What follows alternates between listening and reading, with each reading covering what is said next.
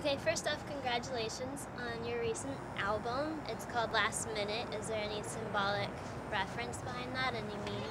Yeah, there's a lot of meaning behind it, actually. Our good friend Dan passed away last year under certain circumstances, and it kind of affected a lot of us and a lot of our friends in a lot of different ways. And we have a song that's on the album that's about it, and we decided to title the album after that particular song and that idea. And so yeah, it's a lot about the effect that had on us as not just Fatter Than Albert, but the people around us as well. Ska in New Orleans. Did you ever have any doubts?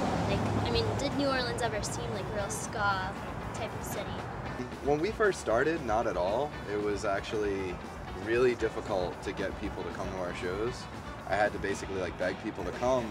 But what happened was, I don't know, ska went through this really horrible phase of just really shitty third wave, and people got really sick of it, and then it kind of had to take a step back for a few years before people were willing to listen to it a little bit again. Yeah. And then so our goal was always to kind of take that third wave and then hopefully push it a little bit further than where it was before, do something progressive. And this last album that we just put out is we finally feel like we got to that point, because we did an EP and a full length before this album, and both of those were pretty third wave influenced, but a little bit on the fringe of doing something different.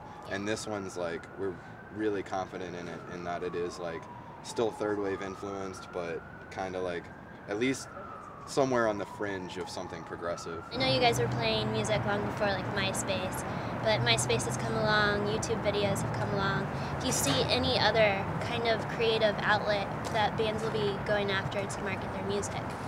The thing is that it's all about accessibility, I guess. So you have to, I guess every band just has to try and find different ways to just get their music to people who want to hear it, which is way more difficult than it sounds. Yeah. And to keep people interested and whatnot. The internet's a really powerful tool, but it's also very overwhelming because there's so much to check out. Yeah. I think the bands that'll be most successful are obviously the ones who can play the best music and put on the best shows and do what they do well, and that's really what's going to set bands over the edge. But it is a full picture. You have to have good shows and also have a lot of different ways in which the people who are interested in you can just go and find out about it. I saw that you guys started or helped to start Community Records. Yeah. Can you kind of give a little background on how that evolved and how it's different from a typical record label? Well, basically the whole idea came out of starting a compilation.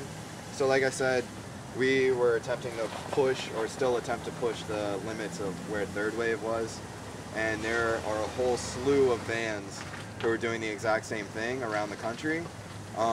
And we were we tour with a lot of those bands, and they all have their respective scenes in Connecticut and Florida and Tennessee and Michigan and Rhode Island. All across the country there's these bands that are doing the same kind of idea as us. And so they were well, let's do a compilation. So last year I was well, I'm just gonna do it. I was I'll put out the compilation. And then it evolved into creating a website, and the website features a lot of free music, and then we're putting out records. I put out the Fatter Than Albert record. I'm about to do a record for this band, Stuck Lucky, a band called A Billion Ernies, doing a lot of different bands that are interested in the whole idea. Well, when you guys take your hiatus, are there any other projects you're going to be working on? He's going to be working on that. What are you all going to be working on? Mostly Community Records. Yeah. We're gonna kind of shift the focus to that, but I'm in a side project. He's gonna be doing music.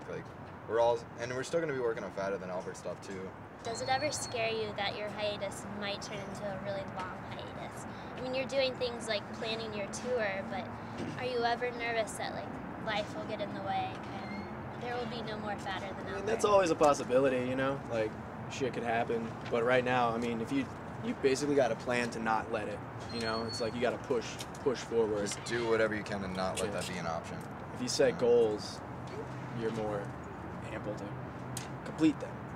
But it'll be a test for the band, It's if we can do this and actually get back to it, then it'll just make us stronger. Yeah. So And lately, it's been feeling so strong, so much like this is it. You Yeah. know? All right. Well, that's all that I have. This Great. is better than ever. Any last words? Nice mustache. You too. Thank you.